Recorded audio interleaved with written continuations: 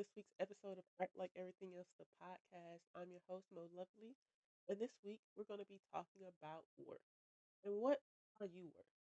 So, you may hear a bit of congestion. I did catch a bit of a cold, but I don't want to let that stop me from making this episode.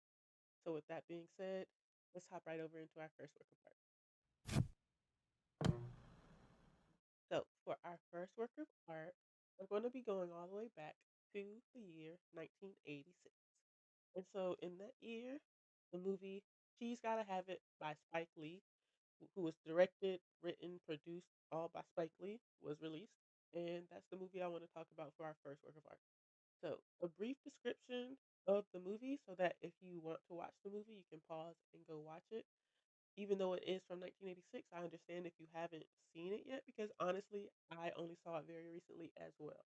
So, the movie is just the description of the movie is story of a woman and her three lovers. So that's the sort of brief synopsis that you get when you want to if you want to watch the movie or not. Um and like the spoiler free description of that movie is essentially that. So if you want to go watch the movie, go watch the movie. I think it was a really good movie.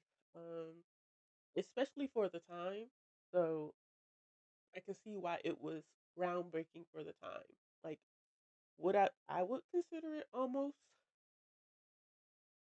regular at this point in time, but I saw it in 2026. The movie was released 40 years ago. So like the conversations that are seen as like groundbreaking or needing to be initiated like in 1986 aren't exactly the same as a lot of the conversations that are being had or needing to be had in 2026. So I see why it was groundbreaking for the time. For me, I already watch a lot of content or read a lot of things regarding the a lot of the premise of what was being discussed in that movie. So it was pretty cool to see something that most likely initiated a lot of conversations for its time. So yeah, with that being said, I'm going to talk a bit about how this movie is going to relate a bit to the conversation I plan on having a little later. So there's going to be some spoilers. So if you don't want any spoilers, you can skip ahead to the next segment. So this movie follows Nola Darling, and it's her and her three lovers. One of them named Mars. He's a funny kid um, who lives in like Brooklyn and also kind of creates because Nola Darling is a graphic artist. She creates art, really, which is really cool. I mean, I think all creating of art is cool. But then there's also Greer. Greer is like this stuffy model who's just like obsessed with himself and obsessed with his image. Um, and then we also have Jamie, who is ooh, that's a good okay. So Jamie, I wouldn't say Jamie is obsessed with himself, but he's obsessed with this idea of how life should be. And he sort of tries to force that onto Nola. So today's conversation, what are you worth? In this movie, you can see all of the people around her trying to determine what she's worth, especially these three men who are her lovers. So a really cool thing about how this movie is shot is that like it's shot almost in like these interviews and so it's like we're talking almost to each of these people about Nola. There are some like one-on-one conversations we get to have with Nola, but for the most part, the majority of the movie is spent with us gauging and learning about Nola through other people. And that is a very fascinating lens to sort of like in which how we get a lot of our information and a lot of like what people are saying she's worth isn't even what's coming directly from her mouth. And that's something I definitely want to touch on in today's conversation. But before we do that, I do want to get over into our next piece of art because there's another very important piece of the conversation that I don't want us to miss. So let's do that.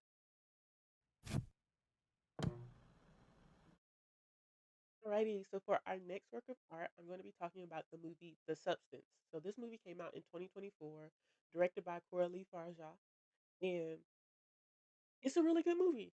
Granted, I'll be honest, I'm not the biggest fan of body horror. It's just it gives I don't ugh, it just it doesn't sit right with me. It makes me uncomfortable.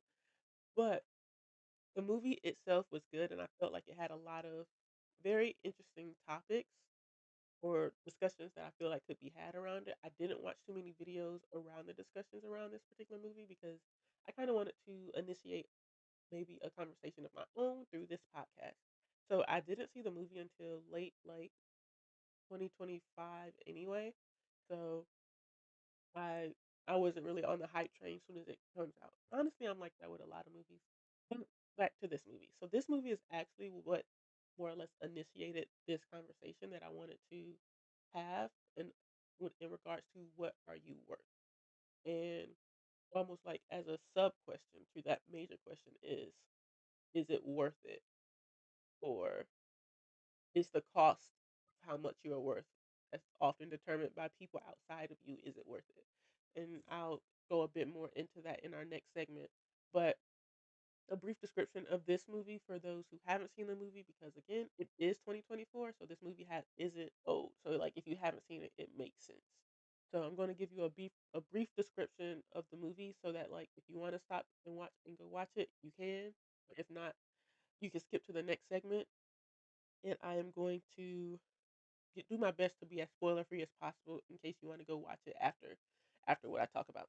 The Substance is a movie about a fading celebrity that takes a black market drug, which is a cell replicating substance that helps her create a younger, better version of herself. And that quite literally is what the movie's about. Now, if you don't want any spoilers, feel free to jump to the next segment. I'm going to talk a bit more about the movie and how it relates to the conversation. So, in this movie, it's really cool. We're following Elizabeth um, and her soon to be younger, alternate version of herself, Sue, and them kind of going back and forth, existing because Elizabeth, she grew up essentially like in the spotlight. She was a fitness coordinator like on TV, and she aged out of the system. So she turned 50. She was fired on her birthday, or told to retire. She was forced retired essentially. So fired. Um, she was fired on her birthday when she turned 50 because she was seen as to being too old to sort of remain being on TV. And in this, if you consider like society and like the idea of what you're supposed to look like to be able to be on TV, you most likely you had to have like fit those standards. There's like almost this indoctrination of expectations put on you, especially to look a particular way. And Elizabeth looked that way, but she wasn't young.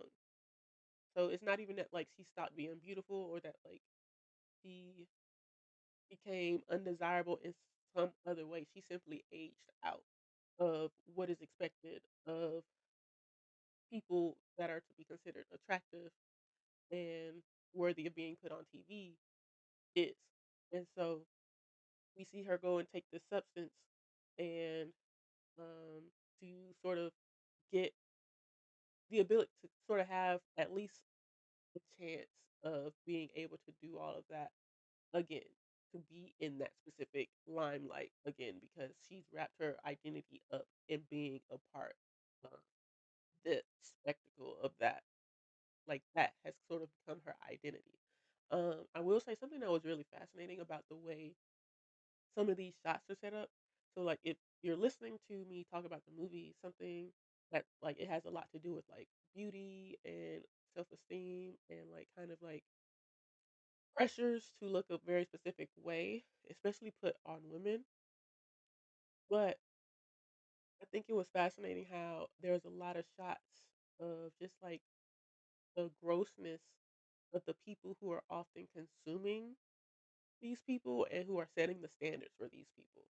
Um, it was really, really fascinating. Like the um, manager or the TV producer or director of whatever company it was she was working on, there were like times when they were meeting and like you could just see the grossness in his behavior and there was like an emphasis on that grossness and then it would reflect back to whoever he was speaking to, whether it was Elizabeth or Sue, and like they were sort of like this pristine, proper, sort of like sitting in the element and fitting the image of what is expected of them to be a part of that world. Then you see the juxtaposition of how the men just get to exist and be gross and not care about their image.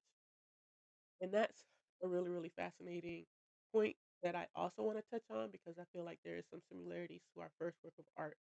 And so I'm going to do that in our conversation in this next segment. Alrighty, so for today's conversation, what are you worth? And is it worth it?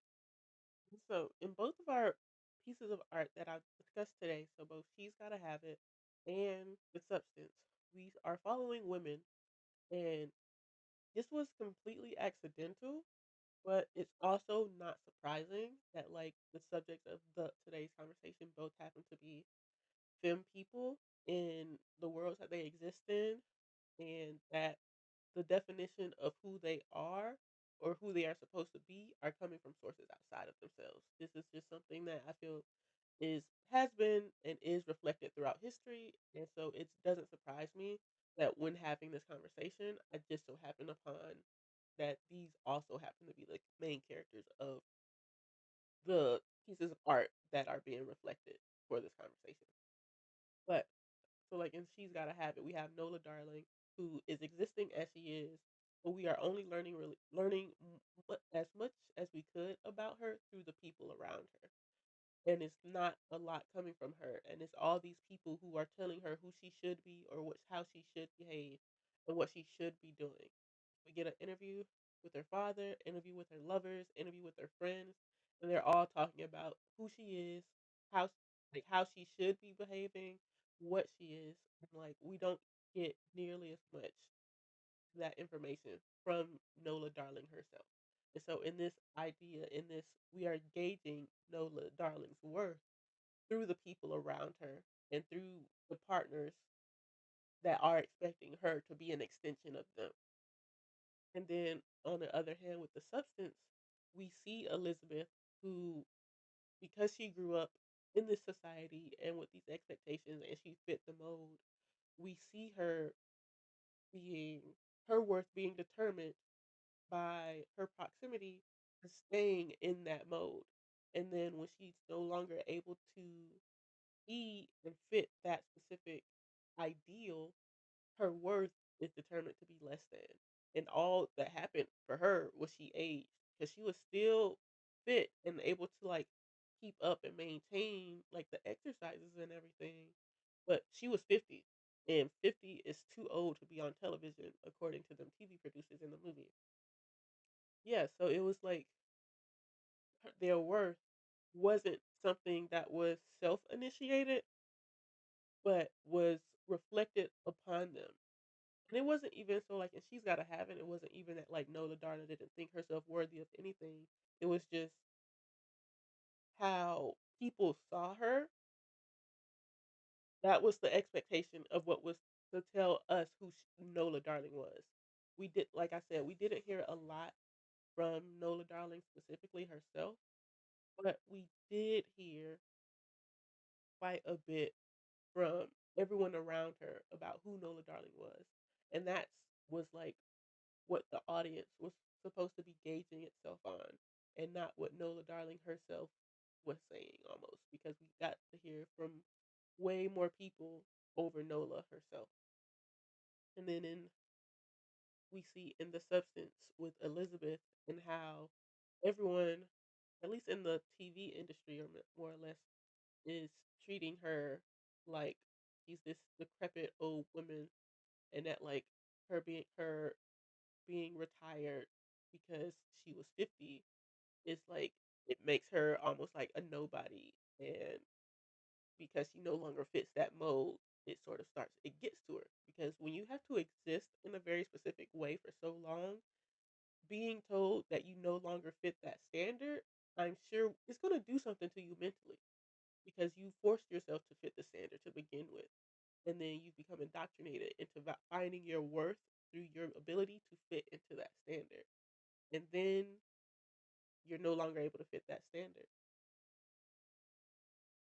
whether it's by something that happened to you that you did or by something that happened to someone else. And it's really, on a societal level, is really gross, but also just within the context of this movie, you see the ways in which it gets to Elizabeth and her ability to even live her life as herself because she's found so much of her worth was placed into what everyone outside of her thought of her, that she started to see herself through that. And she struggled with finding beauty in aging because she wasn't allowed to really. She was she was kicked off her show. She had to have had for at least 20 years be- just for growing up, essentially. Something that was inevitable. And so, and then you see how there's like, not even to talk about like Sue, which is like the counterpart of Elizabeth, but like you see them sort of going back and forth, and then Elizabeth sort of starting to realize she gets to relive or have her youth again or experience fitting into that box again through Sue. And yeah, it was a really, really good movie. So if you haven't watched The Substance, even if you don't like body horror, I think it is worth at least one watch because I'm also not a fan of body horror, but the movie is really good and I feel like it touches on some pretty good conversation. And yeah, so it's like in both of these movies, we see the worth or the person's worth we're told to pay attention to not necessarily being determined by themselves. And And so it's really fascinating because when I think of that question, what are you worth? Like you would think that question would come from the inside. Like you would be determined in that question. But we've been raised in a world where we are expected to gauge our worth, the opinions, expectations, desires of those around us and the society we live in. And you can kind of gauge that from, I know people don't like to hear the word, but the idea of privilege. So, like, people being able to get away with things, or people being able to do things or have an easier time doing things because they fit specific roles or characteristics, or they have access because of the way that they look. And it's somewhat suffocating because everybody's a person. And it's not to say that people who fit in these modes don't deserve access, but having access because of some arbitrary metric is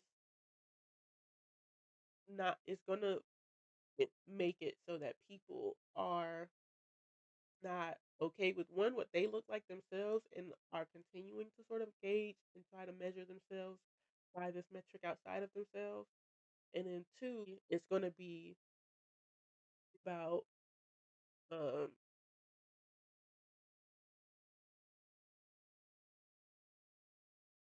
people doing whatever they can to um not want to feel like they have to exist in this metric, which I think is the route everyone should be going. I don't think the sort of metrics of who gets determined your worth should exist outside of you. If you believe you are hot shit, you should be allowed to be hot shit. Um, and I think um, society sort of forcing so many people to comply or to exist within these confines of what they think is okay is suffocating. It's suffocating and frustrating because you lose out on so much when so many people try to fit these very specific boxes and very specific ways of existing. And I don't know, I just think we need more variety. The world gets boring enough when everything looks the same or it seems like everything is trying to be the same exact thing. We need the variety. And so you existing as you is going to be the best bet at this point in time, if I'm being completely honest. Because what are you worth and is it worth it? And so that's the other part of that question that I wanted to tackle that was brought up by the movie The Substance. Because there's so much happening in that movie, so much that Elizabeth is having to go through um to experience this duality of being able to live as both her current older self and then also the younger version of herself. And you have to sort of start to think, what is it costing you to continue to choose or to chase these ideals of existing within the confines of these categories that are sort of being forced on us and that we're sort of indoctrinated into believing.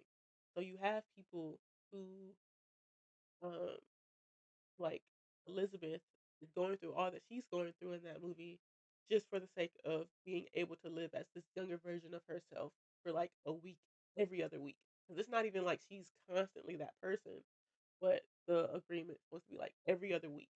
So like she don't even have that sort of state of personhood as this younger version of herself as a new constant. And then you have everyone in the instance of like she's gotta have it more or less trying to describe and confine Nola Darling into the fitting this very specific mode that them they want her to fit so that they feel better. And like you sort of see how it's frustrating to Nola Darling. And it's like all of these definitions that people are trying to get you to live in is costing you your own humanity or your own ability to see yourself as a person or as someone worthy of being happy in all facets of yourself. Because we see this in the substance. So like in the movie, even though she has age, she's still beautiful. She's still able to like get to people, but because she's been more or less indoctrinated into believing that how her worth is determined by what she looks like, she's not able to conceptualize her still fitting that mold because she's been aged out of the system. We see that like the idea of her being determined, her worth being determined by those outside of her having the effect of telling her who she is and that costing her her ability to feel comfortable existing as a person still, even though she doesn't fit that mold anymore. And you see that in just society in general. Like there are people who are mean and nasty just because they are jaded, because they likely grew up fitting themselves into this mode, fitting themselves into believing that they have to behave a certain way, look a certain way, do certain things.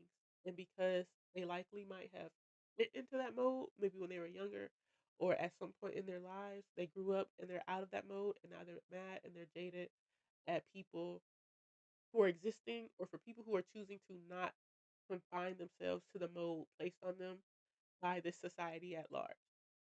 And it's messing up the vibe, essentially. Like people aren't allowed to just exist and be themselves because other people are mad that they did not get the chance to exist and just be themselves, that they fell and succumbed to the powers that be. And it's not even that like it's their fault. I understand seeing these conforming to these ideals. As I could see it why it could be considered a sort of idea of survival. Um, but also this whole conversation is happening because I think we should stop. Like we should stop contorting ourselves to fit into these models of what personhood should look like, of what ideal personhood should look like. Because they're they're these definitions are created to be so specific so that you're always fighting to be a part of that definition. And so when you don't fit the definition, they want you to feel bad. They want you to feel worthless. They want you to feel less than. Because if you feel less than, then you will fight to They want you to fight to prove that you are worthy and to fight to continue to prove that you have to exist in a very specific mode, in a very specific way. And if you do that, you're kind of constantly on this rat race of constantly trying to please them. And the only person who gets to determine how much you're worth or what you are worth is you. That's not determined by anyone else. And I know it's easier said than done to like get or switch off this mindset, but it is something I want people to think about. It is something I want you to consider whenever like maybe you're getting dressed or you're doing things just like in the back of your head, just be like, who is this for? Is this for me? Is this for other people? Why would I do this? Because I find myself having to ask that question a lot as well. Like there will be times where so like I wear a mask everywhere. But there'll be times where I will put on like a lip stain or like um lip color and I'm like, who's gonna see this? Why am I doing this? And then I have to remember like, oh, I think it's pretty and that's why I'm doing this. Even if I'm the only one who's gonna see this lip stain because I'm wearing a mask. I think it's pretty. I'm gonna do this. And that's why I think it's worthwhile. And I'm worth the things that I do for me, not just because I think other people are gonna get to gauge whether or not it's something that is worthy. And so do more things for yourself. Just remember you are who you have to live with for the rest of your life. Do more things for that person. Yeah. So maybe, just maybe, existing as you are and determining your own worth too can be an art. Art like everything else. Last and certainly not least is this week's awe moment. And so this is our first awe moment of the season.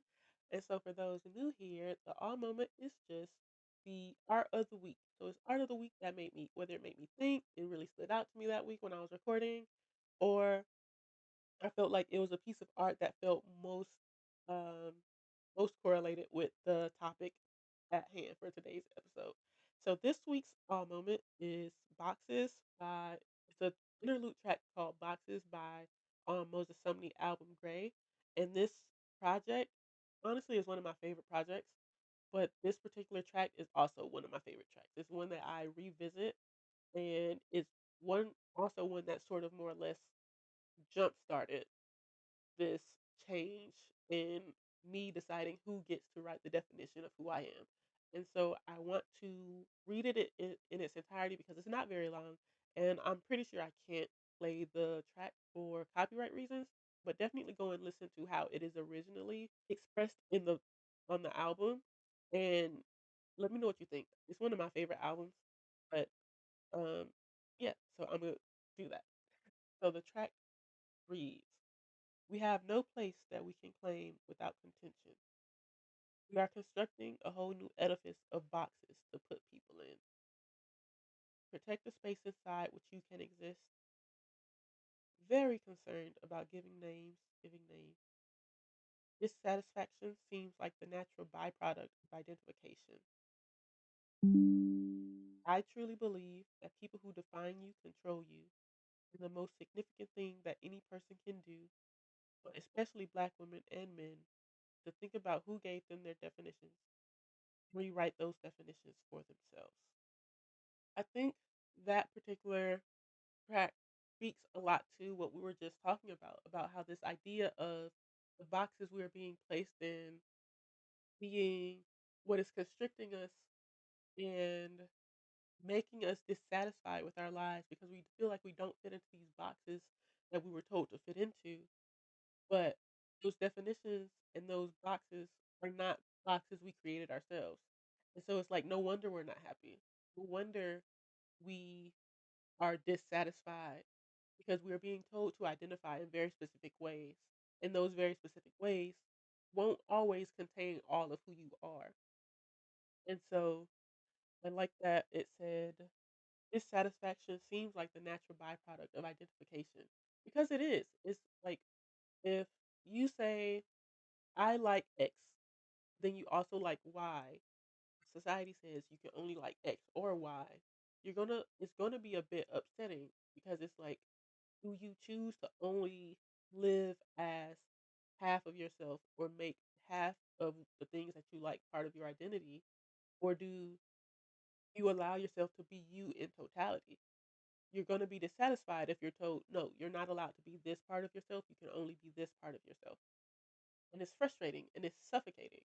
And being unhappy is a natural byproduct of that. And that's why existing in these boxes, existing in these definitions that are placed on us and we're told to conform to are going to be what makes us unhappy, because we saw that in She's Gotta Have It with all the people around her trying to tell Nola Darling who she is or what she should be doing. We saw it in The Substance with the way society more or less discarded Elizabeth as soon as she no longer fit into the box that she was fit fit in, like literally 12 hours before. And so it's frustrating. If you get upset, it upsets you. And so it's really important that, kind of like in the track, it talks about, think about who made those definitions that people are telling you that you have to fit into, and rewrite those definitions for yourselves. Who are you? Only you get to define who you are, and exist and live as that version of you for that version of you.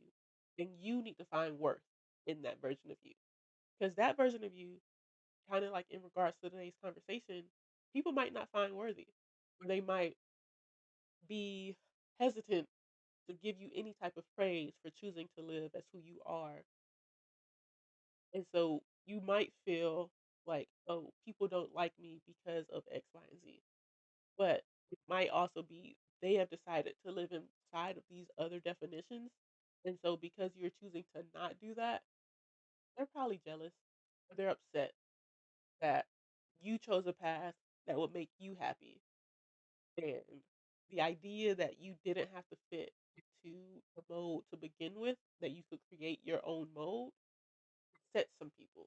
You really can see this all over society now, and like why there are so many people who are upset about certain demographics who are not meeting what they consider to be the societal standards being seen. They are upset about people in certain demographics who are choosing to live their lives the way they live their lives being happy, because so many people were raised and told and indoctrinated into believing life has to look a very specific way, and they conform.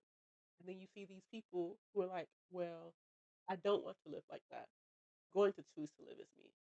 There are people who are upset about that. So choose your own box, or not even box. Write your own definition. Because why confine yourself to a box? And yeah, that's all I have for today's conversation. In today's episode. So please like, follow, subscribe.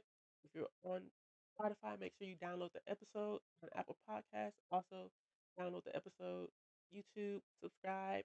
Feel free to follow me if you want to follow my personal account. That is The Lovely Infinite. That's how you say it. I know it's TheLvly Infinite, Infinite. But I've had some people be like the infinite, and it's like lovely. It's just the word lovely without the vowels. Yes, the lovely infinite. And then you can follow all of my other channels. So like TikTok, Twitter, and Instagram are all Art Like Studios. If you'd like to follow the podcast on YouTube, please go to Art Like Podcast Network. That's what it's called. This podcast network, because there may or may not be more podcasts coming.